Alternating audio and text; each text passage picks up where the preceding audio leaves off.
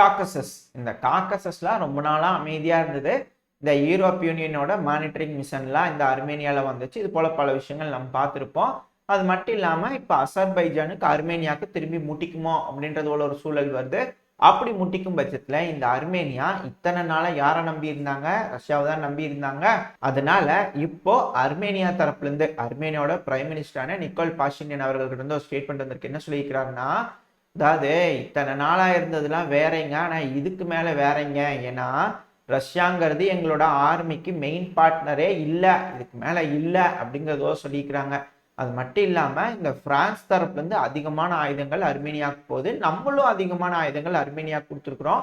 அதனால ரஷ்யா கொடுக்க வேண்டிய ஆயுதங்களுக்கு பதிலா பல நாடுகளும் அர்மேனியா கொடுக்கறதுனால இதுக்கு மேல முக்கியமானது மட்டும் இல்ல, தேவையே இல்லை, ரஷ்யாவோட உதவி எங்களுக்கு தேவையில்லை அப்படிங்கிறது போல ஒரு ஸ்டேட்டுக்கு அர்மேனியா மாற போறாங்க. அது மட்டும் இல்லாம இன்டர்நேஷனல் கிரிமினல் கோர்ட்ல அர்மேனியா சேருவாங்க அப்படிங்கிறத சொல்லிட்டு இருக்காங்க.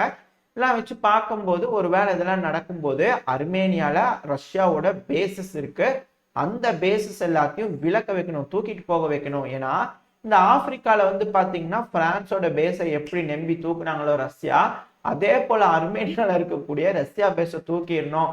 பழிக்கு பழி, உனக்கு நீ 2 கண்ணை பிடிக்க, நீ இல்லைன்னா உனக்கு 1 கண்ணாவது பிடுக்குவேன் அப்படின்ற வெளியில வேலை செஞ்சுட்டு இருக்கிறாங்க பிரான்ஸ் அப்படிங்கிறது போல தெரிய வருது. ஏன்னா இந்த காக்கசஸ் வந்து ரஷ்யாவுக்கு ரொம்ப முக்கியமான ஒரு பகுதி, அதனாலதான் அர்மேனியால பேஸ் வச்சுக்கிறாங்க. இதை பிடுங்கும் போது பிரான்ஸ்க்கு எப்படி வலிச்சுதோ அதே போல ரஷ்யாவுக்கும் வலிக்கும். ஒன்ஸ் ரஷ்யா இந்த காக்கசஸ் வந்து வெளியே போறாங்க அப்படிங்கிற பட்சத்துல கண்டிப்பா ரஷ்யாவுக்கு மிகப்பெரிய தோல்வியா இருக்கும். ரஷ்யாக்குன்னு இல்லை, இந்த பிரிக்ஸ்ல இருக்கிற பல நாடுகளுக்கும், இந்த இந்தியா, சீனா, ரஷ்யான்னு, ஈரான்னு எல்லாத்துக்குமே பயங்கர அடியா இருக்கும். ஆனா இதுக்கு எதிராக நிற்கிறதுக்கு இஸ்ரேலே இருக்கிறாங்க. ஹலோ பாய்ஸ், நான் இருக்கேன் அப்படிங்கிறது போல இஸ்ரேல் துருக்கி இவங்க 2 பேர்த்துக்கு ஆகாது என்னென்னமோ பேசிக்கிறாங்க. ஆனா இங்க அர்மேனியா தயாரா இருக்கிறது பார்த்தோம்னா துருக்கி இஸ்ரேலும் கூடி பேசிக்குவாங்களோ அப்படிங்கிறது போல இருக்கு. ஏன்னா அவங்க 2 பேர்த்தோட ரிலேஷன் இந்த அசர்பைஜானோட ரொம்ப ஸ்ட்ராங்கா இருக்கு. இவங்க மேற்குலக நாடுகளோட எடுத்து சண்டை பிடிப்பாங்க. அதாவது நேட்டோ போர்லாம் இங்க வராது, அர்மேனியாவுக்கு உதவி பண்ணுவாங்க. அப்போ மேற்குலக நாடுகளுமே 2ஆ பிரிஞ்சு செயல்படுவாங்க. அதாவது துருக்கிக்கு எதிராக இருக்கக்கூடிய நாடுகள்லாம் ஒண்ணு, இந்த நாட்டோடையே துருக்கி ஒண்ணு அப்படிங்கிறது போல இருக்கும். அந்த சமயத்துல இஸ்ரேலு இது போல மேற்குலக நாடுகளுக்கு ஆதரவா இருக்கிறவங்களே பிளவுபட்டுருவாங்க அப்படிங்கிறாங்க. அப்படி இந்த காக்கசஸ்ல வந்து என்னதான் நடக்க போகுது அப்படிங்கிறது பொறுத்து இருந்து பார்ப்போம். அந்த சமயத்துல ஈரானே மேற்குலக நாடுகளுக்கு இருப்பாங்க. அதனால இங்க என்ன மாதிரியான பிரச்சனை வரப்போகுது அப்படிங்கிறது பார்ப்போம். அப்புறம் இன்னொன்னு சொல்ல மறந்துட்டு பாருங்க, சமீபத்துல ஜார்ஜியாவும் சரி இந்த அர்மேனியாவும் சரி சில அக்ரிமெண்ட்ஸ்லாம் சைன் பண்ணிக்கிட்டாங்க. இந்த செக்யூரிட்டி கோஆபரேஷன் அக்ரிமெண்ட்ஸ்லாம் எல்லாம் வச்சு பார்க்கும்போது ஜார்ஜியாவும் அர்மேனியாவும் ஏதோ ஒரு பெரிய திட்டத்துல இருக்கிறாங்க அப்படிங்கிறது புரிஞ்சுக்க முடியுது.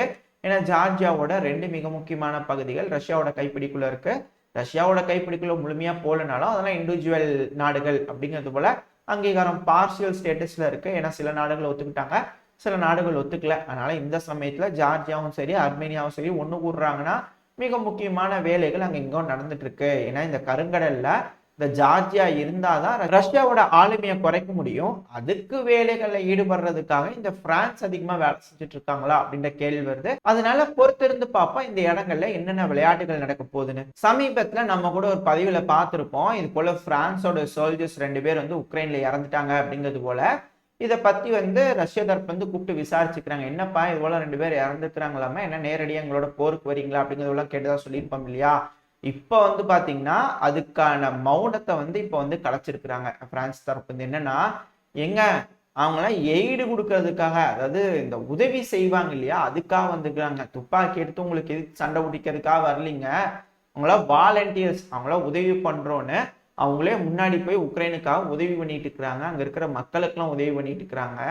அவங்க மேல ட்ரோனை கொண்டு வந்து போட்டு தாக்குதல் பண்ணி கொண்டு போட்டு இப்ப வந்து இது போல பேசிட்டு இருக்கிறீங்களா, நாங்க வன்மையா கண்டிக்கிறோம் ரஷ்யாவை, இது வந்து ஒரு மிருகத்தனமான செயல் அப்படிங்கிறது போல ஏகப்பட்ட பில்டப்ஸ் எல்லாம் போட்டு ஒரு ஸ்டேட்மெண்ட் கொடுத்தாச்சு பிரான்ஸோட அதிபரான மேக்ரோன் அவர்கள் கிட்ட. அது மட்டும் இல்லாம இந்த உக்ரைனுக்காக போய் வாலண்டியரா உதவி செஞ்சுட்டு இருக்காங்களா அவங்க பின்னாடி எப்பவுமே பிரான்ஸ் துணையா இருக்கும் அப்படிங்கிறாங்க. என்ன மாதிரியான உதவிகள் அவங்களுக்கு பண்றாங்க அப்படிங்கிறது இதுக்கு மேல பொறுத்து பார்ப்போம். ஏன்னா இதுக்கு மேல அதிகமான வாலண்டியர்ஸ் போவாங்களா, ஏன்னா உண்மையாலுமே அங்க போறவங்கலாம் அங்க இருக்கக்கூடிய இராணுவத்துக்கு உதவி செய்ய போறாங்களா, அதாவது இந்த வேணுங்கிற எய்டு கொடுக்கறது, மருத்துவ உதவி செய்யறது, இல்ல மக்களை பார்த்துக்கிறது, அடிப்பட்ட இடங்களுக்கு போய் இந்த தீ அணைக்கிற வேலையில ஈடுபடுறது, இது போல வேலைகளை செய்யறாங்களா, இல்ல துப்பாக்கி எடுத்து ரஷ்யாவுக்கு எதிராக சண்டை பிடிக்கிறாங்களா அப்படிங்கிறது தெரியல, பார்ப்போம். ஏன்னா இது போல பல நாடுகள் மேல குற்றச்சாட்டு இருக்கு. இந்த ஜெர்மனி வந்து டேங்க் கொடுக்குறாங்க இல்லையா, இந்த உக்ரைன் வந்து இந்த ஜெர்மன் டேங்கை நல்லா வேலை செய்ய மாட்டேது அப்படின்னு சொல்லிட்டு இந்த உக்ரைனை அந்த டேங்க் எடுத்துட்டு ஃப்ரண்ட் லைனுக்கு கொண்டு வந்தாங்க, பயங்கரமா அடி வாங்குச்சு. அதனால என்ன பண்ணிட்டாங்கன்னா ஜெர்மனி அவங்க பேரு போகுதுன்னு சொல்லிட்டு அவங்க ட்ரூப்ஸையும் அனுப்பிச்சு வச்சிருந்தாங்க, டேங்க்ல உட்கார வச்சு ஃப்ரண்ட் லைன்ல வந்து அவங்க ஆப்ரேட் பண்ணிட்டு இருந்தாங்க. அவங்க செஞ்சு ஒன்றும் வேலைக்காகல, அதையும் நாங்கள் அடிச்சு தூக்கிட்டோம் அப்படிங்கிறத சொல்லிட்டு இருந்தாங்க. அதோட பல குற்றச்சாட்டுகள் வச்சுட்டு இருக்காங்க. இப்போ ரஷ்யா தரப்புல இருந்து எந்த மாதிரியான ரிப்ளை வரப்போகுது அப்படிங்கிறத பொறுத்து வந்து பார்ப்போம். காலைல ஒரு வீடியோ ரிலீஸ் ஆயிருக்கும். அந்த வீடியோல வந்து பாத்தீங்கன்னா அது முன்னாடி ரெக்கார்ட் பண்ண வீடியோ, அதுல வந்து நம்ம சொல்லியிருப்போம் IL-76 விமானத்தை வந்து யார் அடிக்க எந்த மிசைலை யூஸ் பண்ணி அடிச்சிருக்காங்கன்னு இன்வெஸ்டிகேட் பண்ண போறாங்களாமா அப்படின்றது ஒரு விஷயம் சொல்லியிருப்போம் இல்லையா. இன்னைக்கு வந்து அதுக்கான ரிசல்ட் கிடைச்சிச்சு. அமெரிக்காவோட Patriot air defence system use பண்ணி தான் தாக்கியிருக்காங்க அப்படிங்கிறத கண்டுபிடிச்சிருக்காங்க ரஷ்யா தரப்புல இருந்து.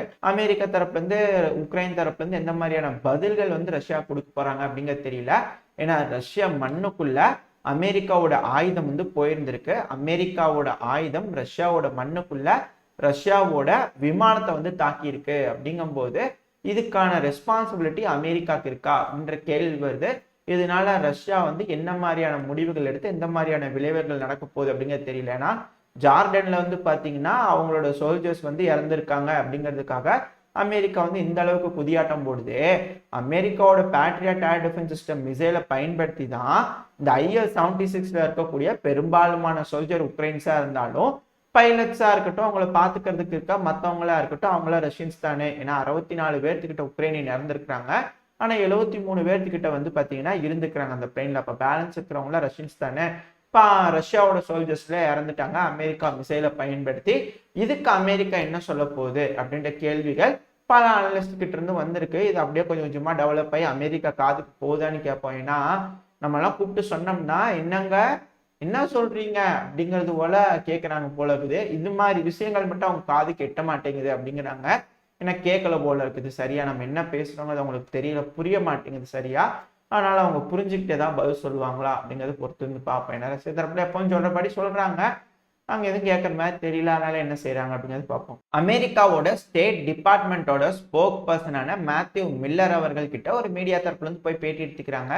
அந்த சமயத்துல எங்க டீமிலிட்டரைஸ்டு ஜோன்லாம் சொல்றாங்களே, அதெல்லாம் என்னங்க எப்படிங்க அப்படிங்கிறது போல கேட்டிருப்பாங்க போல இருக்குது. இல்லை அது எப்படி அமையும் அப்படிங்கிறது போல. அதாவது இதுல இருந்து நம்மளுக்கு புரியுதா ஏதோ ஒரு இடத்துல டீமிலிட்டரைஸ்டு ஜோனுங்கிறது இருக்க போகுது அப்படின்னு. இதெல்லாம் வந்து எப்படி ஒரு 7 மாசத்துக்கு முன்னாடி நம்ம வரைஞ்சு வச்சிருப்போமா மேப்ல. அதாவது இந்த ரொமேனியால இருந்து ஆரம்பிக்கக்கூடிய அந்த பகுதி இந்த பெலரூஸ் வரைக்கும் போது இல்லையா, அதெல்லாம் டீமிலிட்டரைஸ்டு ஜோன் அப்படிங்கிறது போல வரைஞ்சு காமிச்சிருப்போம். ஒருவேளை அப்படி அமையுமா என்னங்கிறது பொறுத்து வந்து பார்ப்போம். எதிர்காலத்துல என்ன நடக்க போகுதுன்னு பார்ப்போம். ஆனா இப்போ இவர் என்ன சொல்லிக்கிறாருன்னா, மேத்யூ மில்லர் அவர்கள் அமெரிக்காவோட ஸ்போக் பர்சன் என்ன சொல்லிக்கிறாருன்னா, எனக்கு புரிஞ்சுக்கிறதுக்கே கஷ்டமா இருக்குதுங்க.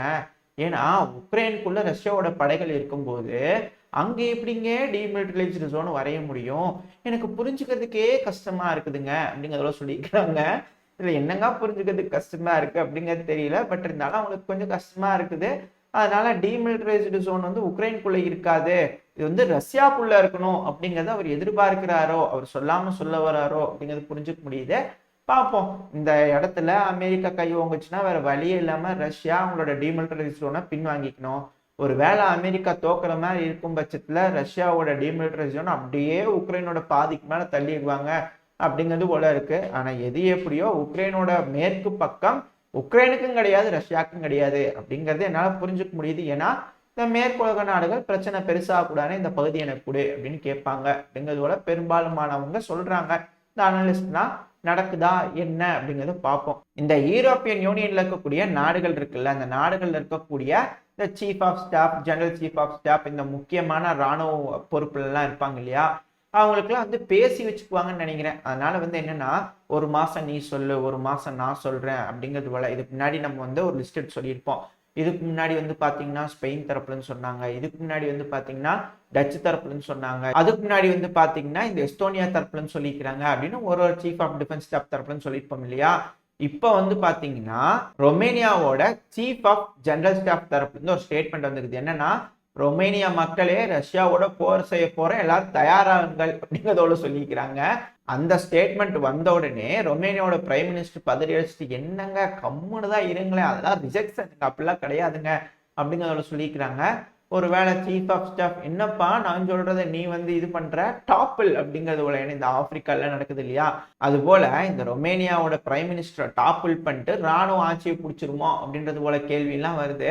ஏன்னா அது போல சூழ்நிலைகள் இருக்கு, அசாதாரணமான சூழ்நிலைகள் யூரோப்ல இருக்கு. பல நாடுகளையும் போராட்டங்கள் வன்முறைகள்லாம் வெடிச்சுக்கிட்டு இருக்கு. டயர் எரிக்கிறது, ரோட பிளாக் பண்றது அப்படிங்கிறது போல விஷயங்கள்லாம் இருக்கு. பிரான்ஸ்ல எந்த அளவுக்கு வன்முறை போச்சுன்றது தெரியும்.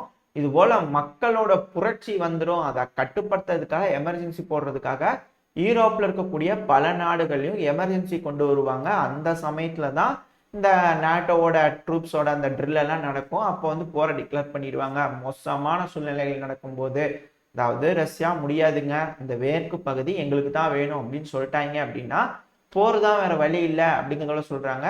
அதனால இந்த யூரோப்ல என்னெல்லாம் நடக்குது அப்படிங்கிறத கொஞ்சம் டீப்பா அனலைஸ் பண்ணி பார்க்க வேண்டிய கட்டாயத்துல இருக்கும். பார்ப்போம் அடுத்தடுத்த பதிவுல தெளிவா என்ன நடக்குதுன்னு.